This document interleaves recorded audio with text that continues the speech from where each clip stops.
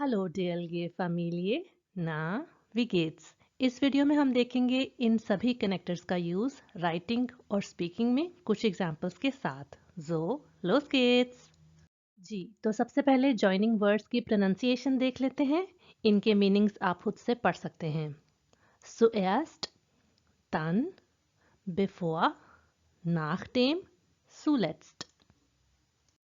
मैंने अपने कल के बारे में तफसील बतानी है कि मैं शहर गई थी, मैंने बहुत से काम किए थे, लेकिन सबसे पहला क्या काम किया था तो उसके लिए zuerst इस्तेमाल किया जाता है। जैसे कि Ich bin gestern in die Stadt gegangen, zuerst habe ich Geld von meinem Konto abgehoben। कल मैं शहर गई थी, सबसे पहले मैंने अपने अकाउंट में से पैसे निकलवाए थे। तान की एग्जाम्पल है Ich bin bis zur Bushaltestelle gelaufen und dann in einen Bus eingestiegen। आपने नोट किया होगा कि इसमें दोनों सेंटेंसेस परफेक्ट में लिए गए हैं और und dann बिल्कुल इंग्लिश के and then जैसा है। इसका मतलब है मैं भागती हुई बस स्टॉप तक गई और फिर एक बस पर सवार हो गई। मैं अपनी दोस्त लेना से मिली हूँ और उसके साथ भी मैंने कुछ एक्टिविटीज़ की हैं, तो उसको हम किस तरह से बताएंगे। पहले उससे मिलने के लिए हम कह सकते हैं Ich habe mit Lena am Bahnhof getroffen। मैं लेना से रेलवे स्टेशन पर मिली। बिफोर ये है कि जब हम इसको जुमले में इस्तेमाल करते हैं तो उसके दो हिस्से होते हैं और उन दोनों हिस्सों का टाइम मुख्तलिफ होता है। दो एक्टिविटीज़ अलग अलग टाइम पर की जाती हैं तो उसको हम बिफोर से बता सकते हैं। जैसे कि Bevor wir Döner aßen, hatten wir eine Runde in der Stadt gemacht। डोना खाने से पहले हम शहर का एक चक्कर लगा चुकी थीं। आपने नोट किया होगा कि ये दोनों टेंसेस मुख्तलिफ इस्तेमाल हुए हैं। Bevor wir Döner aßen, ये टेंस है प्रेटेगिटुम।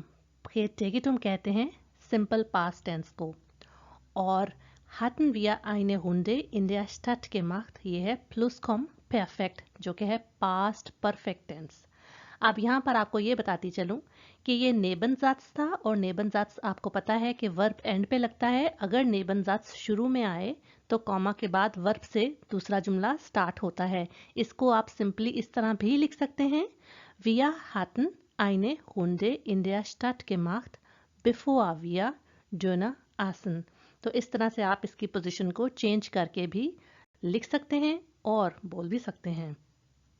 A2 लेवल तक आपको मोस्टली प्रेजेंस, परफेक्ट और प्रेटेगिटुम इन तीनों टेंसेस का पता होना चाहिए, लेकिन B1 लेवल से ऑनवर्ड्स आपको प्लुसकॉम्पेर्फेक्ट का यूज़ और अंडरस्टैंडिंग भी होनी चाहिए।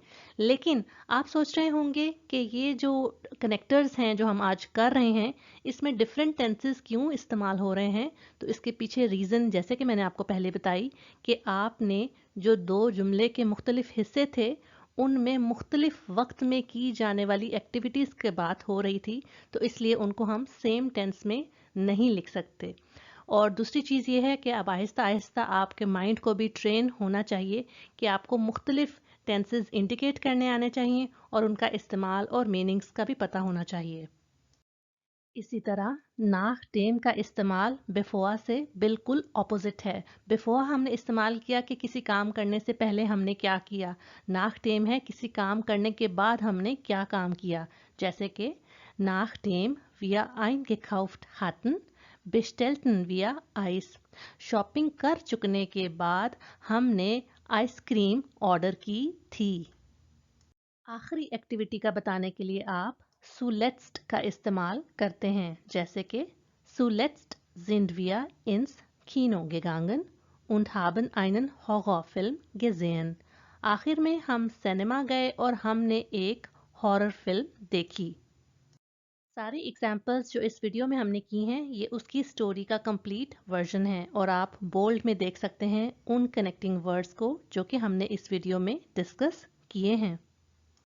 अब आप इस वीडियो को यहाँ पॉज करके इस स्टोरी को खुद से पढ़कर प्रैक्टिस कर सकते हैं और अगर कुछ ऐसे वर्ड्स हैं जिनकी प्रोनाउंसिएशन में आपको मुश्किल है तो आप इसको रिवाइंड करके मेरी प्रोनाउंसिएशन से क्रॉस चेक भी कर सकते हैं।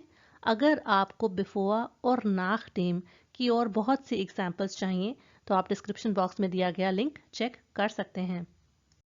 अगर आप अभी भी मेरी वीडियो देख रहे हैं तो मैं आपका शुक्रिया अदा करती हूँ। ये आपको कैसी लगी मुझे लाइक और कमेंट करके बताइए। मेरा चैनल और वीडियोस अगर आपकी हेल्प कर रहे हैं तो इनको अपने लैंग्वेज लर्निंग फ्रेंड्स के साथ शेयर करना एक अच्छा आइडिया हो सकता है।